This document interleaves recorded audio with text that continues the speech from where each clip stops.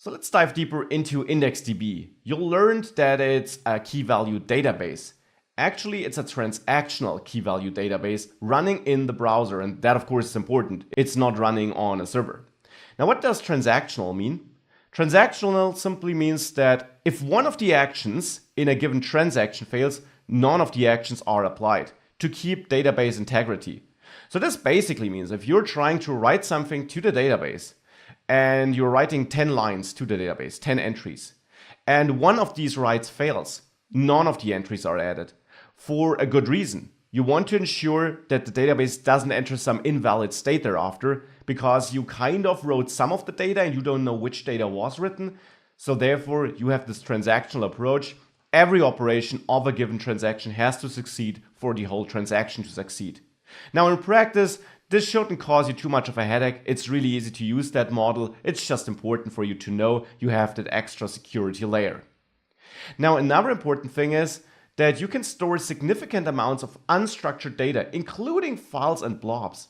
Now, I said that it's best for JSON data and not so much for CSS files and so on, but theoretically, you can also store files in there. If you have some data, which is like a title, a course description, and a content of a text field, but you also have an image of the post or course or whatever you're storing in IndexedDB, you can store that file directly in the database.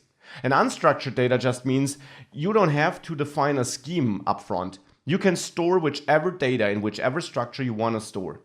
Due to this key value nature, it's basically like a JavaScript object. You can have nested objects, nested properties, you can have arrays in there. You can store all of that in IndexedDB.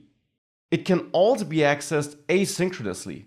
Now, this is important because whilst you can access it synchronously too, due to it being accessible asynchronously, you can use it in a service worker. Because remember, service workers are all about listening events. They have this asynchronous nature.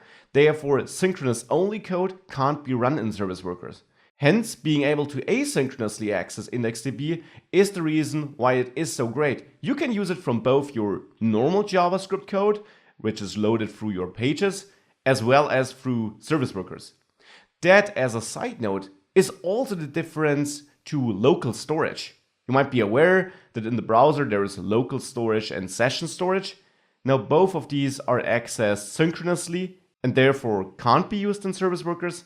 That's the reason why you typically use IndexedDB. It also has great browser support, but I'll come back to that. Now inside IndexedDB or inside that construct, you can actually have multiple databases, but typically you have one per application. In a given database, though, you can have multiple object stores.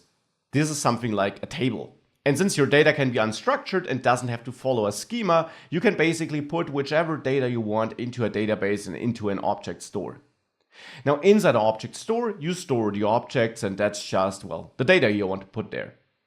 That's IndexedDB in a nutshell. You probably learn more about it by simply using it, so that's what we're going to do next, not before having a look at in which browsers we can actually use it though.